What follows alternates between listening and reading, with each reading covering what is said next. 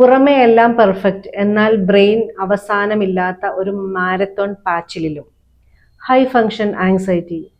High function ആങ്സൈറ്റിയിലുള്ള കാര്യങ്ങൾ എന്തൊക്കെയാണെന്ന് വെച്ചാൽ, number 1, over preparation for trivial things. കുഞ്ഞു കാര്യങ്ങൾക്ക് ഒരുപാട് പ്രിപ്പറേഷൻ ചെയ്യുക. ഒരുപാട് ചെറിയൊരു കാര്യം, ഒരു ദിവസം ഒരു സ്ഥലത്ത് പോകണം, അതിന് ഭയങ്കര പ്രിപ്പറേഷൻ, അയേണിങ് 2-3-4 ഡ്രസ്സ് എടുത്ത് വെക്കുന്നു, അങ്ങനെ ഓവർ പ്രിപ്പറേഷൻ, അതുപോലെയുള്ള.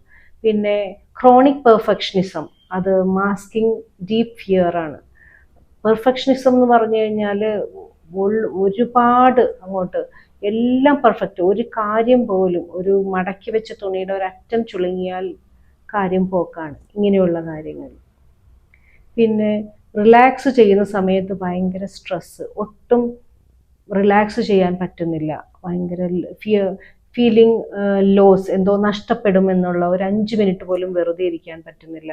ഞാൻ നഷ്ടപ്പെട്ടോ എന്നുള്ള ഒരു സമയം പോയോ എന്നുള്ള ഒരിത്. ഇതൊക്കെയാണ് ഹൈ ഫങ്ഷൻ ആങ്സൈറ്റിയുടെ കാര്യങ്ങളെന്ന് പറയുന്നത്. ഇത് തീർച്ചയായിട്ടും ഇത് ശ്രദ്ധിച്ചില്ല എങ്കിൽ, ഇതിന് മാനേജ് ചെയ്തില്ല എന്നുണ്ടെങ്കിൽ പണി കിട്ടുന്ന കാര്യങ്ങളാണ്. അതിന് കട്ട് ഓഫ് കൊടുക്കണം, ഡീപ്പ് ബ്രീത്തിങ് എക്സസൈസ് കൊടുക്കാം, പ്രാണായാമം ചെയ്യാം, യോഗ ചെയ്യാം, അങ്ങനെ പല കാര്യങ്ങൾ, വാക്കിംഗ് എക്സസൈസസ്, ഹോബീസിൽ ഇൻവോൾവ് ചെയ്യുക.